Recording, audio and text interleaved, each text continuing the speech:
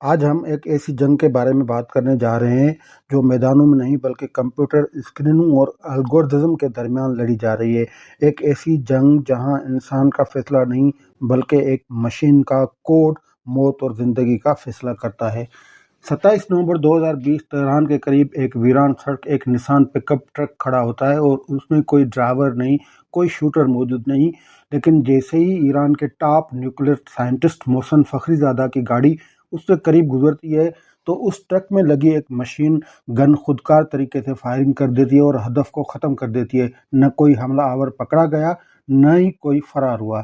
یہ کسی ہالی ووڈ سائنسی فکشن فلم کا سین نہیں بلکہ دنیا کی پہلی روبوٹک اسیسینیشن تھی۔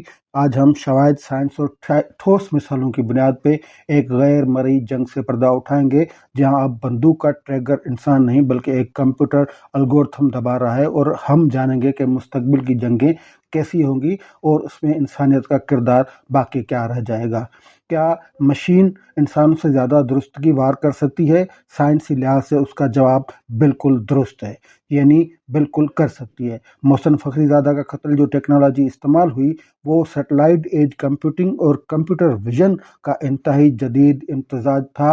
عام ریموٹ کنٹرول کے برعکس یہ HIA ایج تھی، جس کے مطابق فخری زادہ کی گاڑی کے قریب جیسے ہی دوسری گاڑی آئی، یعنی جو ٹارگیٹ کی گاڑی جیسے ہی آئی، تو اسپانسر مشین گن کے اندر موجود مائکرو پروسیس نے موقع پہ ہی کیمرہ کے ذریعے ان کے چہرے کا اسکین لیا اور اسے اپنا ڈیٹا بیس سے میچ کیا، یعنی فیشل ریکگنائزیشن جو تھی اسے پیٹرن ریکگنائزیشن کہتے ہیں، جہاں مشین چہرے کے بائیو میٹرک کے خد و خال کو ریاضتی طور پہ میتھمیٹیکلی بنیاد پہ شناخت کرتی ہے۔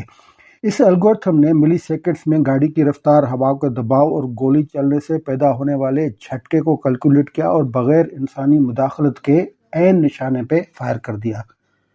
اس حملے میں AI کا استعمال اس لیے کیا گیا کیونکہ انسان گھبرا سکتا ہے، اس کا ہاتھ کانپ سکتا ہے، لیکن الگورتھم جذبات سے آری 100% درست میتھمیٹیکل کیلکولیشن سے فیصلہ کرتا ہے۔ یہ انسانی دماغ کی محدود کانکٹیو بینڈوتھ کے برعکس ملٹی موڈل انٹیلیجنس پہ مبنی فیصلہ تھا۔ اب آتے ہیں حال ہی میں امریکی محکمہ دفاع پینٹاگون اور معروف AI کمپنی اینتھروپک کے درمیان ہونے والا $200 ملین کے معاہدے کے منسوخ اور اس جھگڑے کی کہانی پہ کہ یہ جھگڑا آخر کیوں ہوا۔ امریکی فوج ایمیزون کے انتہائی خفیہ network AWS top secret cloud میں اپنا تمام ڈیٹا جمع کرتی ہے۔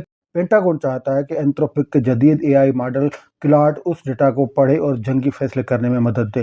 مثال کے طور پر فرض کریں کہ ایک ہی وقت میں ڈرون سے 50 گھنٹے کی ویڈیو آ رہی ہے، ریڈیو پہ ہزاروں فریکوینسیز جو فارسی زبان میں ہیں وہ کال ریکارڈ ہو رہی ہیں، سیٹلائٹ کے ذریعے مختلف تصاویر آ رہی ہیں اور وہ لاکھوں کی تعداد میں ایک انسانی دماغ کو اس کو سمجھنے میں مہینوں لگیں گے، لیکن AI model natural language processing اور پیٹرن ریکگنائزیشن کا استعمال کرتے ہوئے چند منٹوں میں اس فارسی زبان کا نہ فقط انگریزی میں ترجمہ کرتا ہے بلکہ ہزاروں خفیہ رپورٹس کا خلاصہ بھی بناتا ہے اور بتاتا ہے کہ کس کوآرڈینیٹ پر کون سا کمانڈر موجود ہے اور کس نشانے پر بم گرانا چاہیے۔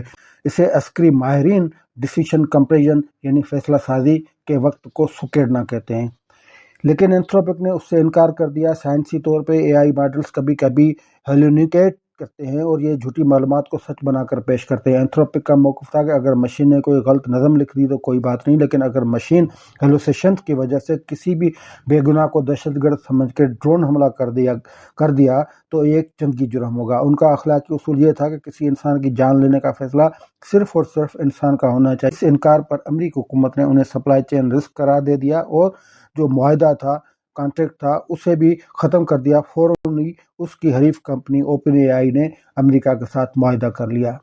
اسرائیل نے ایران اور غزہ کے خلاف جو خوفناک جنگ چھیڑ رکھی ہے اس میں AI کا کردار محض جاسوسی تک محدود نہیں۔ CIA، موساد اور یونٹ 8200 امریکی کمپنیوں جیسے پلانٹیر، گوگل، ایمیزون کے پروجیکٹ نیمس کی مدد سے جنگی فیصلے کر رہے ہیں۔ اسرائیل کا AI سسٹم جسے لیونڈر کہا جاتا ہے وہ کیسے کام کرتا ہے؟ یہ مشین لرننگ کے ذریعے انسانوں کی پروفائلنگ کیسے کرتا ہے؟ Artificial intelligence system Lavender multi modal intelligence پہ کام کرتا ہے، یعنی یہ phone call, radio signal, social media data, satellite تصویر اور ڈرون ویڈیوز کا بیک وقت تجزیہ کرتا ہے، اور کوئی شخص بار بار فون بدل رہا ہے یا کسی مشکوک واٹس ایپ گروپ کا حصہ ہے تو لیونڈر اس کا الگورتھم 1 سے 100 کے درمیان ایک اسکور دیتا ہے، اور اسے احتمالی ماڈل یعنی پروبیبلٹک ماڈلز کا استعمال کہتے ہیں۔ اگر اسکور زیادہ ہے تو مشین اسے ہدف قرار دے دیتی ہے۔ حالیہ انویسٹیگیٹو رپورٹ کے مطابق اسرائیلی کمانڈر اس مشین کے فیصلے پر صرف 20 سیکنڈ غور کرتے ہیں اور بمباری کی اجازت دیتے ہیں، یعنی تحقیق انسان نہیں کر رہا، انسان صرف مشین کے آگے ربڑ اسٹمپ بن چکا ہے۔ اس سائنسی زبان میں آٹومیشن بائس کہتے ہیں، یعنی انسانوں کا اندھا دھند مشین پہ یقین کر لینا۔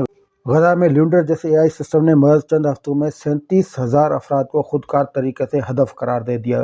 یہ اے آئی جنگ کوئی نئی نہیں ہے۔ امریکہ اور اسرائیل نے مشترکہ طور پہ ایران کے خلاف سائبر اور اے آئی جنگ کا آغاز برسوں پہلے کر دیا تھا۔ یہ جنگ 2010 میں دنیا کی پہلے تباہی مچانے والے کمپیوٹر وائرس اسٹکس نیٹ۔ یہ اے آئی جنگ کوئی نئی نہیں ہے۔ امریکہ اور اسرائیل نے مشترکہ طور پہ ایران کے خلاف سائبر اور اے آئی جنگ کا آغاز برسوں پہلے کر دیا تھا۔ یہ جنگ 2010 میں دنیا کی پہلے تباہی مچانے والی کمپیوٹر وائرس اسٹکس نیٹ سے شروع ہوئی تھی۔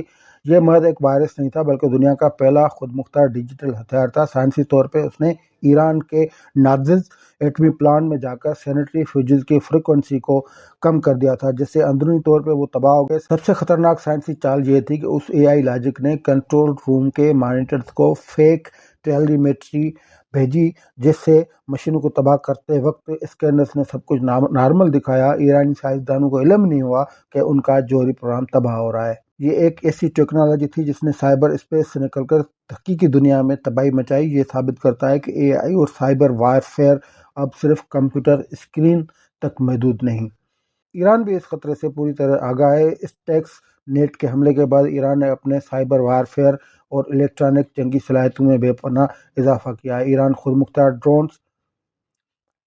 مختار ڈرونز، ہیکنگ اور جی پی ایس سگنلز کو جیم کرنے کی ٹیکنالوجی پہ کام کر رہا ہے تاکہ اسرائیل اور امریکہ کے سمارٹ اور اے آئی ہتھیاروں کو ہدف تک پہنچنے سے روکا جا سکے۔ وہ روایتی جنگ کے بجائے ایمیسٹک وارفیئر، غیر متناسب جنگ اور سائبر ڈیفنس کا سہارا لے رہے ہیں، جس کا مقصد یہ ہے کہ دشمن کے اے آئی سسٹمز کو اندھا کر سکے، انہیں غلط معلومات فراہم کر سکیں اور ان کے فیصلے کو غلط ثابت کر سکیں۔ یہ الگورتھم مقابلہ الگورتھم کی جنگ ہے۔